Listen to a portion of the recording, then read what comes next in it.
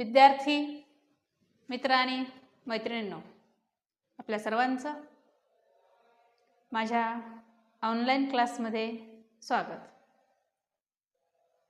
विद्यार्थी मित्रांनो, आपण BA तृतीय वर्षामध्ये प्रशासकीय विचारवंत या पेपरचा या 5व्या सेमेस्टरमध्ये अभ्यास करत आहोत. त्यामध्ये आपण मागील भागामध्ये हेनरी फेयोल या विचारवंताच्या व्यवस्थापनाच्या घटकांचा अभ्यास करायला सुरुवात केलेली आहे. त्यामध्ये आपण जे POCCC हे त्यांनी व्यवस्थापनाचे घटक सांगितलेले आहेत, त्या घटकांमध्ये पहिल्या 4 घटकांचा आपण या ठिकाणी 3 घटकांचा अभ्यास केलेला आहे, ज्यामध्ये आपण प्लॅनिंग, संघटन किंवा संघटना आणि आज्ञा या 3 घटकांचा आपण अभ्यास केला. आज आपण 4था घटक या ठिकाणी घेणार आहोत. त्यामध्ये हा 4था घटक म्हणजे समन्वय किंवा कोऑर्डिनेशन, म्हणजेच पॉकॉक असा शब्द प्रयोग करत असताना किंवा असा उच्चार या ठिकाणी करत असताना POCCO हा जो पुढचा या ठिकाणी त्यांचा 2 अक्षर त्यांनी या ठिकाणी घेतलेले आहेत, त्या 2 अक्षरांनाच या ठिकाणी कोऑर्डिनेशनच्या अनुषंगाने त्यांनी घेतलेला आहे. तर या समन्वय या घटकाचा अभ्यास करत असताना किंवा या घटकाचा लोकप्रशासनाच्या व्याप्तीमध्ये किंवा व्यवस्थापनाच्या घटकामध्ये समावेश करत असताना त्यांनी संघटनेमध्ये, प्रशासनामध्ये, एकंदरीत व्यवस्थापन करत असताना कोऑर्डिनेशन हे किती महत्त्वाचं आहे याविषयी आपल्या या घटकामध्ये त्यांनी विवेचन केलेलं आहे. तर या ठिकाणी संस्थेच्या कार्यामध्ये किंवा संघटनेच्या कार्यामध्ये सुविधा निर्माण करणे आणि यश मिळविण्यासाठी सर्व क्रियांमध्ये सामंजस्य, परस्पर संबंध, एकसूत्रता, त्याचबरोबर एकसारखेपणा निर्माण करणे म्हणजे समन्वय होय. तर हेनरी फेयोल या विचारवंतांनी समन्वयाची व्याख्या सांगत असताना असं म्हटलेलं आहे की संस्थेच्या कार्यात सुविधा निर्माण करणे आणि यश मिळविण्यासाठी, म्हणजे एकंदरीत संपूर्ण कार्यामध्ये या ठिकाणी सुविधा निर्माण करणे म्हणजे प्रत्येक घटकाला, प्रत्येक पदावरील कार्य करणाऱ्या व्यक्तीला त्याचं कार्य सहजपणे करता यावं अशा पद्धतीची त्या ठिकाणी सुविधा निर्माण करणे आणि यश मिळविण्यासाठी सर्व क्रियांमध्ये सामंजस्य, परस्पर संबंध, एकसूत्रता तसेच एकसारखेपणा निर्माण करणे म्हणजे समन्वय होय. तर अशी हेनरी फेयोल या विचारवंताने व्याख्या केलेली आपल्याला दिसून येते.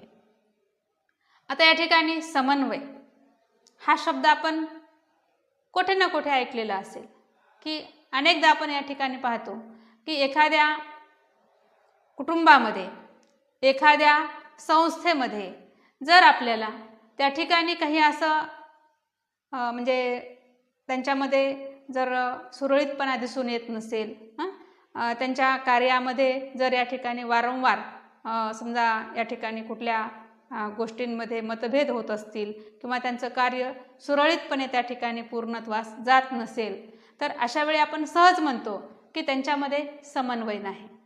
म्हणजे समन्वय जर असेल तर कोणतंही कार्य आपण खूप चांगल्या पद्धतीनं पार पाडू शकतो. म्हणजे समन्वय कुठे असावा लागतो? एकतर जेव्हा एकापेक्षा अनेक व्यक्ती एकत्रित येऊन कार्य करतात, तर त्या कार्य करणाऱ्या व्यक्तींच्या एकूण क्रियांमध्ये परस्पर समन्वय असणं आवश्यक आहे. जर या ठिकाणी हा समन्वय नसेल तर मग आपल्याला या ठिकाणी असं म्हणता येईल की ते कार्य सुरळीतपणे पार पाडले जाणार नाही, किंवा आपण असंही म्हणू शकतो की जो उद्देश आपण त्या ठिकाणी त्या कार्याचा ठेवलेला आहे किंवा ज्या उद्देशाने आपण ते कार्य करत आहोत ते कार्य कधीही पूर्णत्वास जाऊ शकत नाही. म्हणून कोणतंही कार्य घ्या, अगदी छोटं कार्य घ्या, मोठं कार्य घ्या, छोटी संघटना घ्या, मोठी संघटना घ्या, अगदी सामान्य काम जरी आपण या ठिकाणी घेतलं, सामान्य एखादा उद्देश असेल आणि तो उद्देश आपल्याला साध्य करायचा असेल आणि तो उद्देश साध्य करण्यासाठी जर एकापेक्षा अनेक व्यक्ती त्या ठिकाणी लागत असतील, तर अशा वेळी आपल्याला त्या ठिकाणी जो समन्वय आहे तो समन्वय असणं गरजेचं आहे. म्हणून हेनरी फेयॉल या विचारवंतांनी सुद्धा आपल्या व्यवस्थापन घटकामध्ये आपणास समन्वयाचा समावेश केलेला आढळून येतो.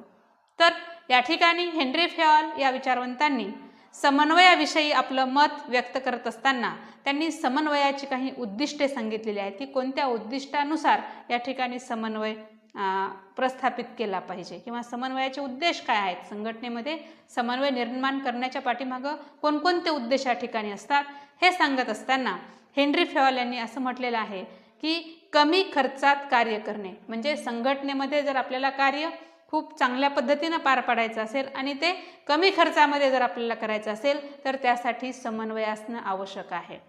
कारण काय होतं पहा की जेव्हा एखादं कार्य म्हणजे एखादा उद्देश आपण साध्य करत आहोत, मी सुरुवातीला तुम्हाला या ठिकाणी सांगितलं किंवा आपण फर्स्ट इयरपासून या ठिकाणी सांगत आलो की प्रशासन म्हणजे काय, एखाद्या सामान्य म्हणजे जो उद्देश आहे आपला विशिष्ट उद्देश साध्य करण्यासाठी परस्पर घडणाऱ्या ज्या काही क्रिया आहेत त्यांनाच आपण प्रशासन किंवा व्यवस्थापन म्हणतो. तर या ठिकाणी हे जे काही उद्देश आहे हा उद्देश साध्य करत असताना आपल्याकडे जो काही म्हणजे पैसा आहे हा पैसा मर्यादित असतो आणि जर आपण ते कार्य कमी खर्चामध्ये या ठिकाणी केलं तर आपल्याला जास्तीत जास्त त्या ठिकाणी फायदा मिळवता येतो. विशेषतः जर आपण एखाद्या उत्पादनाच्या बाबतीमध्ये जर या ठिकाणी विचार केला, कंपनीमध्येचा जर आपण या ठिकाणी विचार केला तर त्या ठिकाणी जे काही प्रोडक्शन होतं आहे ते म्हणजे या ठिकाणी करत असताना जर ते कमी खर्चामध्ये झालं तर ते मार्केटमध्ये सर्वसामान्य व्यक्तीला परवडेल अशा किमतीला त्या ठिकाणी आपल्याला आणता येतं आणि जर खर्च जर त्या ठिकाणी वाढला तर त्या वस्तूची किंमत सुद्धा वाढते आणि सामान्य व्यक्ती त्या वस्तू खरेदी करू शकत नाहीत.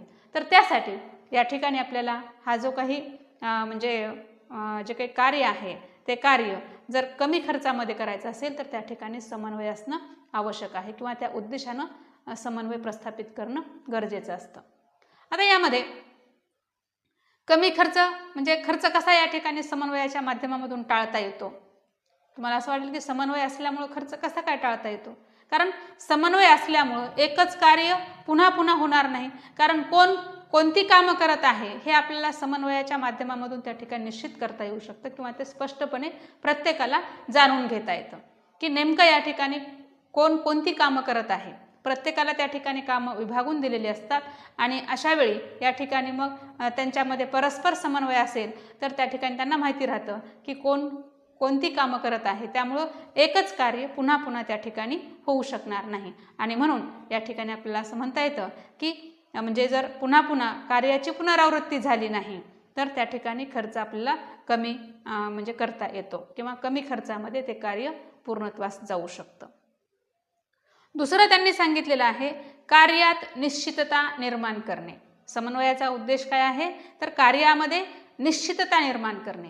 आता पहा या ठिकाणी आत्ताच मी तुम्हाला सांगितलं की कार्य जर त्या ठिकाणी विभागून दिली आणि स्पष्टपणे प्रत्येकाला त्या ठिकाणी आपापली कार्य त्या ठिकाणी जर स्पष्ट करून दिली तर त्या ठिकाणी म्हणजे समन्वयाच्या माध्यमामधून या ठिकाणी कार्यामध्ये निश्चितता निर्माण करता येऊ शकते किंवा कार्यामध्ये निश्चितता निर्माण करण्याच्या उद्देशानं संघटनेमध्ये समन्वय हा निर्माण केला जातो. कारण या ठिकाणी प्रत्येकाची निश्चित कार्य असल्यामुळं प्रत्येकजण त्या ठिकाणी आपली जी काही कार्य आहेत ती कार्य तो या ठिकाणी पार पाडत असतो आणि म्हणून या ठिकाणी हा समन्वय त्या ठिकाणी निर्माण करणं गरजेचं असतं किंवा त्या उद्देशानं समन्वय त्या ठिकाणी म्हणजे आवश्यक आहे किंवा तो त्याचा उद्देश आहे. तिसरा त्यांनी उद्देश सांगितलेला आहे जबाबदारी आणि परिणामांकडे लक्ष देणे. म्हणजे समन्वय त्या ठिकाणी जर असेल तर जबाबदारी आणि परिणाम याकडे म्हणजे लक्ष देण्याच्या अनुषंगानं सुद्धा या ठिकाणी समन्वय निर्माण करणं म्हणजे त्याचा उद्देश असतो.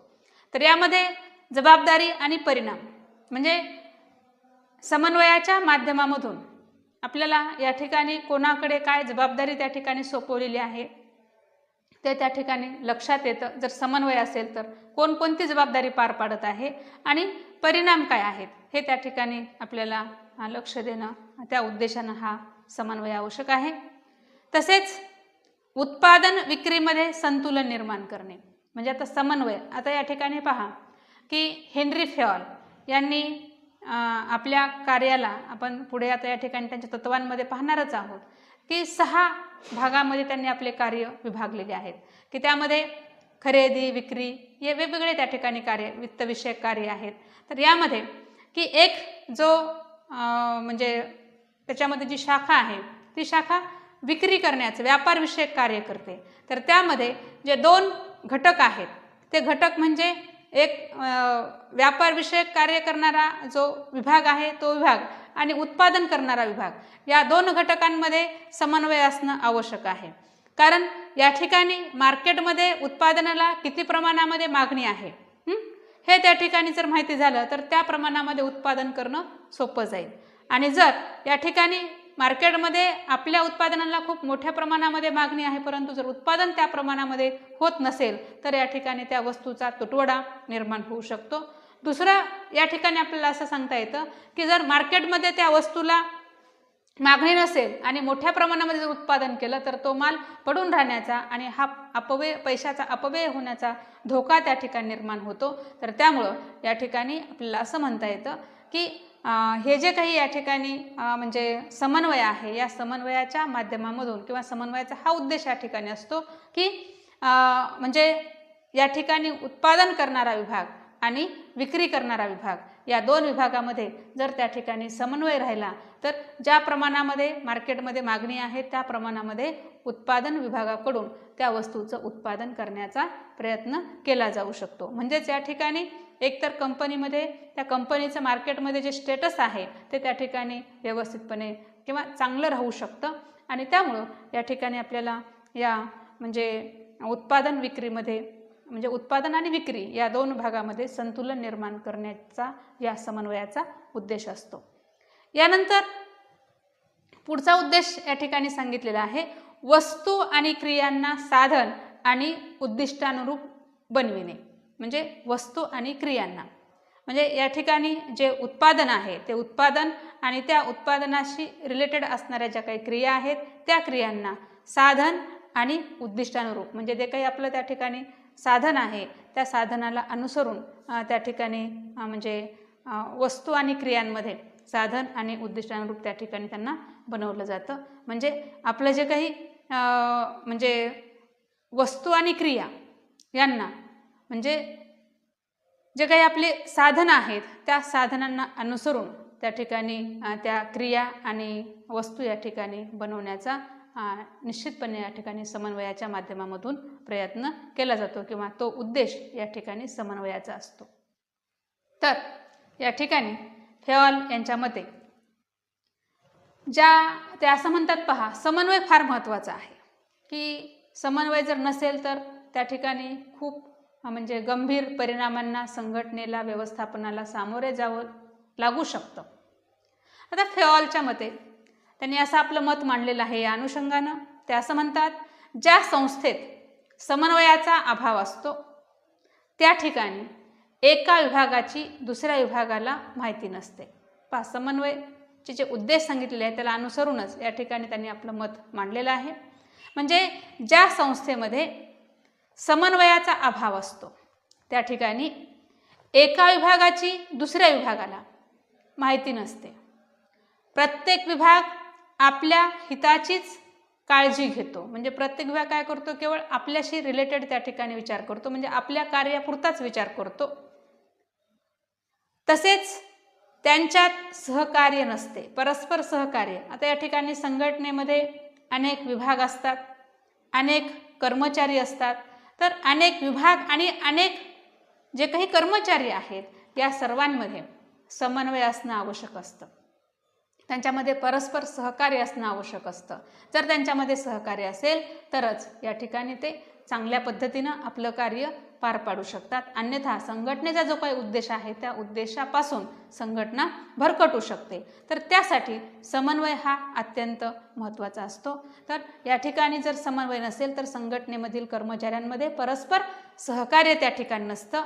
सामान्य हित, संघटनेवरील निष्ठा या बाबींचा अभाव असतो. म्हणजेच या ठिकाणी कार्य करणारे जे काही व्यक्ती आहेत, जे काही कर्मचारी आहेत, हे या ठिकाणी सामान्य हित म्हणजे त्या ठिकाणी सामान्य हिताला त्या ठिकाणी प्राधान्य दिलं जात नाही. त्यानंतर अशा कर्मचाऱ्यांमध्ये संघटनेप्रती निष्ठा त्या ठिकाणी नसते, असंही हेनरी फ्योल या विचारवंतांनी आपलं मत मांडलेलं आहे. कारण समन्वय नसल्यामुळं त्या ठिकाणी अनेक गुंतागुंत त्या ठिकाणी निर्माण होऊ शकते. या ठिकाणी हेनरी फ्योलने असं सुद्धा म्हटलेलं आहे पहा की समन्वयाअभावी कितीही चांगली संघटना असेल परंतु त्या ठिकाणी समन्वय जर नसेल तर ती संघटना फार म्हणजे डबघाईस येण्याची शक्यता असते किंवा ती संघटना कधीही आपला उद्देश साध्य करू शकत नाही. तर या ठिकाणी हेनरी फ्योल या विचारवंतांनी पुढे जाऊन म्हणजे या समन्वयाच्या निर्मितीसाठी किंवा संघटनेमध्ये समन्वय प्रस्थापित करण्यासाठी काही गोष्टी सांगितलेल्या आहेत. त्यामध्ये ते असं म्हणतात पहा, उपाय आपण त्या ठिकाणी त्याला म्हणूयात. विभाग प्रमुखांची साप्ताहिक बैठक. संघटनेमध्ये वेगवेगळे जे विभाग आहेत त्या विभागांमध्ये समन्वय प्रस्थापित करण्यासाठी काय केलं पाहिजे तर त्यामध्ये विभाग प्रमुखांची साप्ताहिक बैठक घेतली पाहिजे. म्हणजे या ठिकाणी कोणता विभाग काय करत आहे याची माहिती त्या ठिकाणी व्यवस्थापकाला मिळू शकते. दुसरं त्यांनी सांगितलेला आहे उपाय, तो म्हणजे जनसंपर्क अधिकाऱ्याची नियुक्ती. अलीकडच्या काळामध्ये बहुतांश प्रशासकीय संघटनांमध्ये सुद्धा जनसंपर्क अधिकारी असतो. अगदी या ठिकाणी अगदी कॉलेज असेल, विद्यापीठ असेल, वेगवेगळे मंत्रालय असतील, या ठिकाणी अशा या जनसंपर्क अधिकारी किंवा जनसंपर्क अधिकारी त्या संघटनेचा त्या युनिटचा म्हणून त्या ठिकाणी नियुक्त केला जातो. तर यामध्ये या म्हणजे जनसंपर्क अधिकाऱ्याची नियुक्ती केल्यामुळे या ठिकाणी तो वेगवेगळ्या जे विभाग आहेत त्या विभागांमध्ये आपला त्या ठिकाणी म्हणजे काय चाललेलं आहे हे सुद्धा त्या ठिकाणी पाहतो आणि त्यामुळं या ठिकाणी जो व्यवस्थापक आहे त्या व्यवस्थापकाला या सर्व गोष्टींची त्या ठिकाणी माहिती मिळते. याशिवाय म्हणजे संघटना आणि संघटनेच्या बाहेरील जे काही समन्वय आहे तो समन्वय निर्माण करण्याच्या म्हणजे दृष्टीनं जनसंपर्क म्हणजे संपर्क अधिकारी जो आहे तो या ठिकाणी अत्यंत महत्त्वाचा असतो. म्हणजे संपर्क आणि त्याला आपल्याला या ठिकाणी असं सुद्धा म्हणता येईल, या ठिकाणी पहा कोऑर्डिनेटर सुद्धा आपल्याला या ठिकाणी म्हणता येईल. कारण कोऑर्डिनेटर जो असतो तो या ठिकाणी वेगवेगळ्या विभागांमध्ये समन्वय निर्माण करण्यासाठीचा प्रयत्न या ठिकाणी करत असतो आणि मग कोणत्या विभागामध्ये काय चाललेलं आहे ते त्यांच्याकडून माहिती घेणे आणि वेगवेगळ्या विभागांची माहिती मिळवून त्या ठिकाणी ती व्यवस्थापकाकडे देणे, या पद्धतीनं या ठिकाणी हा संपर्क अधिकारी जो आहे तो इथे काम करत असतो. तर या ठिकाणी म्हणजे वेगवेगळ्या विभागांमध्ये जी काही कार्य चाललेली आहेत त्या कार्याची व्यवस्थित अशी माहिती मिळवण्याचं काम या ठिकाणी हा संपर्क अधिकारी जो आहे तो करत असतो आणि त्यामुळं या समन्वयामध्ये संपर्क अधिकारी, आताच मी तुम्हाला या ठिकाणी सांगितलं त्या पद्धतीनं कोऑर्डिनेटर हा अत्यंत महत्त्वाची भूमिका पार पाडत असतो. आता समन्वय हा सहजासहजी निर्माण होत नाही, तर तो जाणीवपूर्वक निर्माण करावा लागतो. कारण वेगवेगळ्या विभागांमध्ये एकोपा निर्माण करण्यासाठी व्यवस्थापकाला प्रयत्न करावे लागतात आणि जर या ठिकाणी व्यवस्थापक हा आपल्या संघटनेमध्ये उत्तम पद्धतीनं समन्वय स्थापित करू शकला तर मग त्या ठिकाणी ती संघटना आपल्या यशाला फार लवकर साध्य करू शकते, असंही आपण या ठिकाणी ठामपणे या हेनरी फ्योल यांच्या या व्यवस्थापन सिद्धांताच्या माध्यमामधून त्यांच्या या घटकांच्या माध्यमामधून आपण सांगू शकतो. तसेच या ठिकाणी जो पुढचा त्यांनी सांगितलेला शेवटचा घटक आहे तो म्हणजे नियंत्रण, कंट्रोल. तर फ्योल यांच्या व्यवस्थापन सिद्धांतातील शेवटचा घटक म्हणून या ठिकाणी आपण नियंत्रणाकडे पाहतो. किंवा त्यांनी आपल्या व्यवस्थापन सिद्धांतामध्ये जे घटक सांगितलेले आहेत त्या घटकामध्ये शेवटचा घटक हा नियंत्रण सांगितलेला आहे. तर या नियंत्रणाचा उद्देश संघटनेतील सर्व कार्य, स्वीकारलेल्या योजना, देण्यात आलेले आदेश हे निर्धारित नियमामध्ये होतात की नाही यावर देखरेख करण्याचं असतं. म्हणजे नियंत्रणाचा उद्देश काय आहे, तर या ठिकाणी म्हणजे संघटनेमध्ये जी काही कार्य आहेत ती कार्य, स्वीकारलेल्या योजना, देण्यात आलेले आदेश, निर्धारित जे काही आपण नियम घालून दिलेले आहेत, जे काही संघटनेचे कार्याचे त्या ठिकाणी म्हणजे नियमावली आहे, कार्यपद्धती आहे, त्यानुसार ते होतात की नाही हे त्या ठिकाणी पाहण्याच्या उद्देशाने नियंत्रण या ठिकाणी आवश्यक असतं. नियंत्रण म्हणजे संघटनेतील एकंदरीत कार्यावर लक्ष ठेवणे. आता संघटनेचं जे काही एकूण कार्य आहे अगदी व्यवस्थापकाच्या म्हणजे खालोखाल तिथून जे काही या ठिकाणी कार्याची सुरुवात होत असते, जे वेगवेगळे अधिकारी कर्मचारी असतात, या सर्व अधिकारी आणि कर्मचाऱ्यांच्या कार्यावरती बारकाईने त्या ठिकाणी नियंत्रण ठेवणं आवश्यक असतं. त्यांच्या कार्याची तपासणी करणे, अगदी बारकाईने त्या ठिकाणी तपासणी करणे किंवा संघटनेतील व्यवहाराची पाहणी करणे. नियंत्रणामुळे या ठिकाणी कार्यातील चुका आणि पुनरावृत्ती टाळली जाते. तसेच अधिक व्यवस्थित कार्य केल्यास म्हणजे नियंत्रण जर असेल तर त्यामुळं काय काय होऊ शकतं हे त्यांनी सांगितलेलं आहे. जर अधिक चांगल्या पद्धतीनं व्यवस्थितपणे जर त्या ठिकाणी कार्य केलं तर पारितोषिक त्या ठिकाणी दिल्या जातं. पण जर त्या ठिकाणी चुका झाल्या तर त्यासाठी शिक्षासुद्धा म्हणजे शिक्षेची तरतूद त्या ठिकाणी असते. नियंत्रणामुळे हेनरी फॉल असं म्हणतात, नियंत्रणामुळे संघटनेचे धोरण व अंमलबजावणीस मदत होत असते. म्हणजे संघटनेचे जे काही धोरण आहे ते धोरण पूर्णत्वास जाण्यासाठी, पूर्णत्वास नेण्यासाठी आपल्याला नियंत्रणाची खूप मोठ्या प्रमाणामध्ये आवश्यकता असते. अगदी नियंत्रणाला त्यांनी या ठिकाणी सुकाणू असं म्हटलेलं आहे. पहा, जे जहाज असतं, जहाजाला एक त्याला आपण होक्का यंत्र असं सुद्धा या ठिकाणी म्हणतो. म्हणजे ते डायरेक्शन देत असतं, आहे की नाही.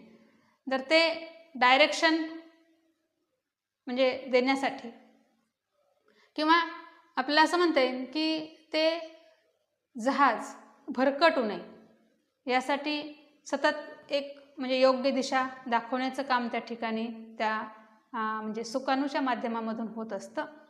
तर तशा पद्धतीनं या ठिकाणी जी दिशा आहे ती दिशा योग्य आहे की नाही हे पाहण्याचं काम या ठिकाणी नियंत्रणाच्या माध्यमामधून होत असतं. आणि म्हणून या ठिकाणी ह्या नियंत्रणाच्या माध्यमामधून आपल्याला असं म्हणता येतं की म्हणजे व्यवहारांची पाहणी करता येते, सर्व कर्मचाऱ्यांच्या कामाची तपासणी त्या ठिकाणी केली जाते. नियंत्रक, पर्यवेक्षक सुद्धा आपण त्याला या ठिकाणी म्हणू शकतो. तर म्हणजे हे नियंत्रण होणं, कंट्रोल असणं हे फार गरजेचं आहे. जर नियंत्रण नसेल तर त्या ठिकाणी म्हणजे काय म्हणता येईल आपल्याला, जर त्या ठिकाणी नियंत्रण नाही तर आपण एक साध्या सोप्या भाषेमध्ये त्याला आपण असं म्हणू शकतो. पहा की नियंत्रणाशिवाय संघटना म्हणजे लगामाशिवाय, म्हणजे घोड्याला जर लगाम असेल तर त्याला आपण कंट्रोलमध्ये ठेवू शकतो, आहे की नाही. घोड्याला कंट्रोलमध्ये ठेवण्यासाठी लगाम आवश्यक असतो. तर तसंच या ठिकाणी संघटनेला सुद्धा म्हणजे कंट्रोलमध्ये ठेवण्यासाठी तिथं नियंत्रण असणं हे फार गरजेचं आहे. म्हणजे नियंत्रण ठेवण्याचं लगाम हे एक माध्यम आहे घोड्यासाठी. जर त्या ठिकाणी त्याला लगाम नसेल तर काय होईल पहा, विचार करा एक मिनटं, काय होईल. निश्चितपणे त्या ठिकाणी तो घोडा आपल्या कंट्रोलमध्ये राहणार नाही आणि आपण त्या ठिकाणी म्हणजे धोका, मोठा अपघात त्या ठिकाणी होऊ शकतो. तर त्याच पद्धतीनं जर संघटनेमध्ये सुद्धा नियंत्रण नसेल तर संघटनेमध्ये फार मोठा अपघात या ठिकाणी म्हणजे संभवू शकतो, होऊ शकतो. आणि हे टाळण्यासाठी आपल्याला या नियंत्रणाची आवश्यकता ही आहे. आणि म्हणून या ठिकाणी हेनरी फॉल या विचारवंतांनी नियंत्रणाचा आपल्या याच्यामध्ये समावेश केलेला आहे. आता या ठिकाणी हेनरी फेवाल या विचारवंतांनी हे नियंत्रण सांगत असताना, त्यासाठी किंवा नियंत्रणाबद्दल चर्चा करत असताना, नियंत्रण हे प्रभावी असावं आणि ते प्रभावी ठेवण्यासाठी काय काय करता येईल याचा सुद्धा विचार हेनरी फेवाल या विचारवंतांनी केलेला आहे. ते असं म्हणतात पहा की नियंत्रण योग्य वेळी ठेवण्यात यावं. म्हणजे जर आपल्याला प्रभावी असं नियंत्रण करायचं असेल तर त्यासाठी ते कसं असावं, प्रभावी असावं. म्हणजे योग्य वेळी त्या ठिकाणी ठेवण्यात यावं. प्रभावी नियंत्रण ठेवायचं असेल तर ते योग्य वेळी ठेवण्यात यावं. म्हणजे वेळ निघून गेल्यानंतर त्या ठिकाणी म्हणतात की नाही, योग्य वेळी जर त्या ठिकाणी आपण नियंत्रण केलं तर त्या ठिकाणी आपल्याला ती गोष्ट म्हणजे चांगल्या पद्धतीनं मिळवता येऊ शकते. आणि त्यामुळं या ठिकाणी ते असं म्हणतात, खूप महत्त्वाचा मुद्दा आहे की नियंत्रण योग्य वेळी ठेवण्यात यावं. जर उशिरा त्या ठिकाणी म्हणजे वेळ निघून गेल्यानंतर जर आपण त्या ठिकाणी ती गोष्ट पाहू लागलो तर मग त्याचा उपयोग होत नाही. त्यामुळे ते योग्य वेळी ठेवण्यात यावं.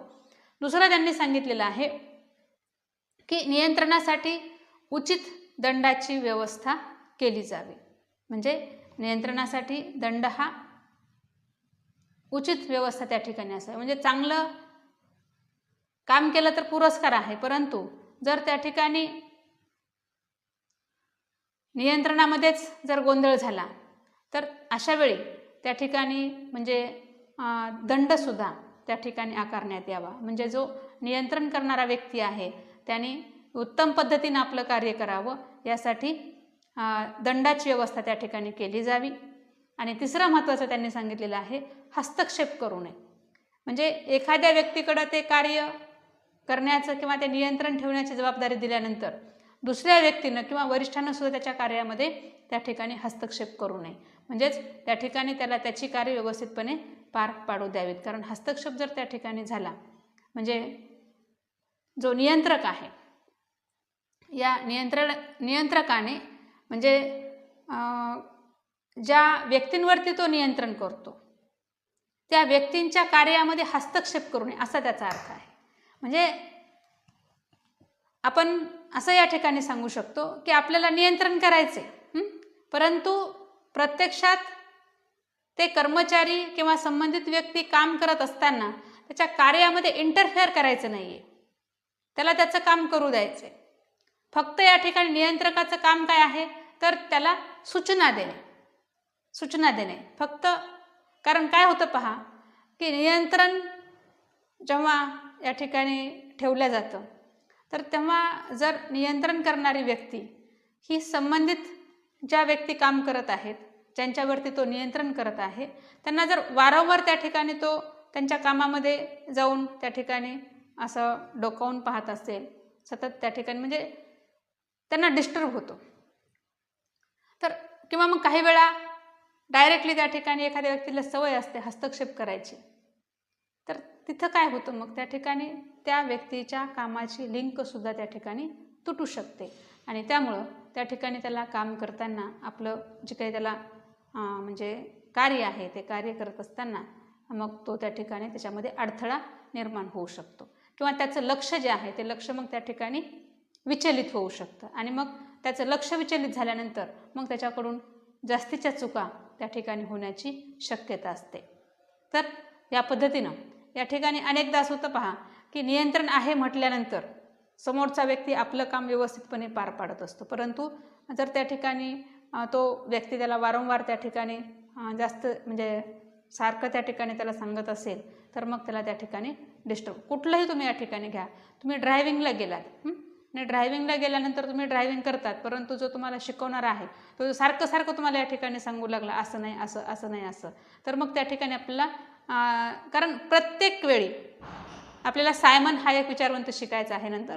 तर प्रत्येक वेळी या ठिकाणी माणूस काय करत असतो, प्रत्येक वेळी निर्णय घेत असतो, तर तो निर्णय घ्यायला त्याला अडथळा निर्माण होत असतो. ते कृती करण्यासाठी प्रत्येक कृती करण्यासाठी आपल्याला तिथं अगदी आपल्याला सहजपणे ते निर्णय घेत असतो, आपल्या लक्षात सुद्धा येत नाही की आपण या ठिकाणी प्रत्येक वेळी निर्णय घेतो आहोत.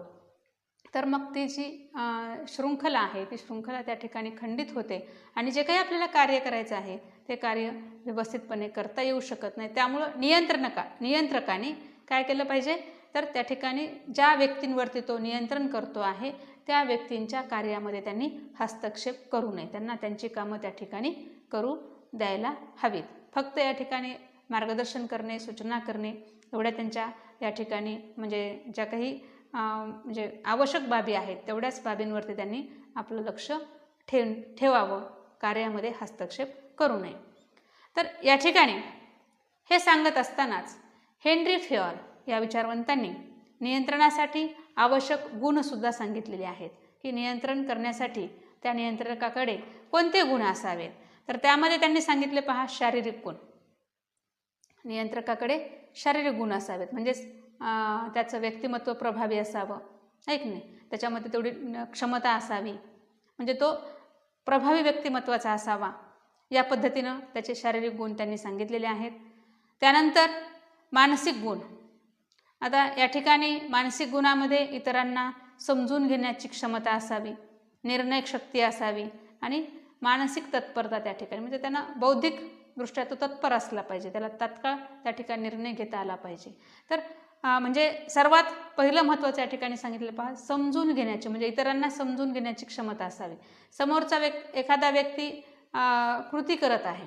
आता या ठिकाणी तुम्हाला थोडंसं जर तुम्ही टेलरचा जर या ठिकाणी विचार केला, थोडा हेनरी फेयलचा अभ्यास करत असताना तुम्ही जर थोडं टेलर बरोबर जर याची तुलना केली तर तुमच्या या ठिकाणी लक्षात येईल की आता टेलर ह्या विचारवंतांनी काय सांगितलेलं आहे की कर्मचाऱ्यांच्या किंवा कामगारांच्या कामाचं अगदी निरीक्षण हे कंटिन्यू केलं पाहिजे, त्यांच्या हालचालींवरती नियंत्रण ठेवलं पाहिजे, आहे की नाही, निरीक्षण केलं पाहिजे हालचालींचं की ते किती आवश्यक म्हणजे हालचाली होतात त्यांच्या आणि अनावश्यक किती हालचाली होतात. तर मग त्या ठिकाणी जो निरीक्षक आहे हा निरीक्षक काय करेल तर त्यांच्या ज्या अनावश्यक हालचाली आहेत त्याच्याबद्दल त्यांना सूचना करेल. त्याची कृती पूर्ण झाल्यानंतर मग त्या ठिकाणी तो सांगेल की बाबा तुमच्यामध्ये ह्या ज्या काही कृती आहेत, तुमच्या ज्या हालचाली आहेत त्या अनावश्यक आहेत. कारण टेलरनी काय सांगितलेलं आहे की जर आपल्याकडून अनावश्यक हालचाली होऊ लागल्या तर काय होतं, आपल्याला लवकर थकवा येतो. त्यामुळं त्या कृतीसाठी आवश्यक असणाऱ्याच हालचाली आपल्याकडून व्हायला हव्यात अशी अपेक्षा टेलर या विचारवंतांनी व्यक्त केलेली आहे की ज्यामुळं आपल्याला या ठिकाणी लवकर थकवा येणार नाही आणि दिवसाचं एकूण जे काही आपलं काम आहे ते काम त्या ठिकाणी वाढू शकतं. तर त्याच पद्धतीनं या ठिकाणी आपल्याला हेनरी फेयल या विचारवंताचा या ठिकाणी अभ्यास करत असताना असं या ठिकाणी म्हणता येतं की जे मानसिक गुण आहेत म्हणजे इतरांना समजून घेण्याचं किंवा एखादा व्यक्ती त्या ठिकाणी ती कृती करत असताना त्या पद्धतीनं तो का करतो आहे हे सुद्धा समजून घेतलं पाहिजे, कारण त्याची ती सवय असेल, ऐक ना. तर टेलरने सांगितलं बाबा प्रत्येकाचं एखादं काम करण्याची पद्धती ही वेगळी असते. आता जो नियंत्रण करणारा व्यक्ती आहे तेच काम म्हणजे त्याची थोडीशी स्टाईल वेगळी असू शकते काम करण्याची, आहे की नाही. तर त्या पद्धतीनं या ठिकाणी जर तो काम करत असेल विशेषतः त्या ठिकाणी त्याच्याकडून काम व्यवस्थितपणे पूर्ण होणं गरजेचं आहे, अगदी दर्जेदार त्या ठिकाणी होणं गरजेचं आहे. तर त्या पद्धतीनं त्या ठिकाणी त्याला समजून घ्यायला हवं असंही या ठिकाणी हे हेनरी फेयल म्हणतात. यानंतर पुढचे या ठिकाणी ते सांगतात गुण, जबाबदारी स्वीकारण्याची मनोवृत्ती आणि इच्छा. नियंत्रकामध्ये या ठिकाणी जबाबदारी स्वीकारण्याची त्याची तशी इच्छा असली पाहिजे, त्याची तशी मनोवृत्ती असायला हवी. त्यानंतर हिशोब म्हणजे जमा खर्चाचा हिशोब ठेवणे. व्यवस्थापक त्याच्या मदतीला असलेल्या अधिकाऱ्याकडून सर्व संघटनेवरती या ठिकाणी नियंत्रण ठेवतो. म्हणजेच हिशोबाचा जमा खर्च ठेवणं हे सुद्धा त्या ठिकाणी महत्त्वाचं काम आहे आणि यावरती खूप संघटनेचं यश अवलंबून असतं. तर या पद्धतीनं या ठिकाणी हेनरी फेयल या विचारवंतांनी या व्यवस्थापनाचे घटक या ठिकाणी सांगितलेले आहेत. तर विद्यार्थी मित्रांनो, या पद्धतीनं आज आपले हेनरी फेयल या विचारवंतांनी सांगितलेले व्यवस्थापनाचे घटक या ठिकाणी पूर्ण होतात. तर इथपर्यंतचा भाग आपण या ठिकाणी व्यवस्थितपणे अभ्यासून घ्या. कुठे जर काही तुम्हाला या ठिकाणी अडचणी वाटत असतील तर विचारत चला आणि अगदी जी काही तुम्हाला माहिती दिलेली आहे त्या माहितीमध्ये जर कुठे तुम्हाला शंका वाटत असेल ते सुद्धा तुम्ही या ठिकाणी विचारा. मला या ठिकाणी वारंवार तुम्हाला मी सांगते आहे की विचारत चला, परंतु विद्यार्थ्यांचा तेवढा रिस्पॉन्स या ठिकाणी मिळत नाही. आपण कामामध्ये असाल, ठीक आहे, परंतु तरीसुद्धा या ठिकाणी आपली परीक्षा ही होणार आहे. तुम्हाला माहिती आहे यावर्षी थर्ड इयरच्या विद्यार्थ्यांना परीक्षेला अगदी अशा परिस्थितीमध्ये सुद्धा सामोरे जावं लागलेलं आहे. त्यामुळं परीक्षा आपल्याला द्यायची आहे, चांगले गुण त्या ठिकाणी प्राप्त करायचे आहेत. त्यामुळं आपल्याला अभ्यास करणं फार गरजेचं आहे. आपल्या ज्ञानामध्ये भर पडली पाहिजे. शिक्षण आपण आपल्या ज्ञानार्जन आपण या ठिकाणी म्हणतो ते आपलं वाढलं पाहिजे आणि त्यासाठी हा सर्व काही अट्टहास आपण केलेला आहे. तर त्यासाठी तुम्ही सुद्धा तितकंच सहकार्य देणं आवश्यक आहे. आत्ताच मी तुम्हाला नियंत्रण शिकवलं. आता या ठिकाणी जर तुम्ही माझ्या समोर या ठिकाणी असतात तर मी ते डायरेक्टली त्या ठिकाणी तुम्हाला प्रश्न विचारून तुमचा अभ्यास झाला की नाही हे जाणून घेऊ शकले असते, परंतु आज तशी परिस्थिती नाही. तर या ठिकाणी मला तुम्हाला सांगायला मी असं या ठिकाणी सांगेल की तुम्ही स्वतःवरती नियंत्रण ठेवा आणि अभ्यासाला लागा. तर आपल्या सर्वांचे या ठिकाणी धन्यवाद.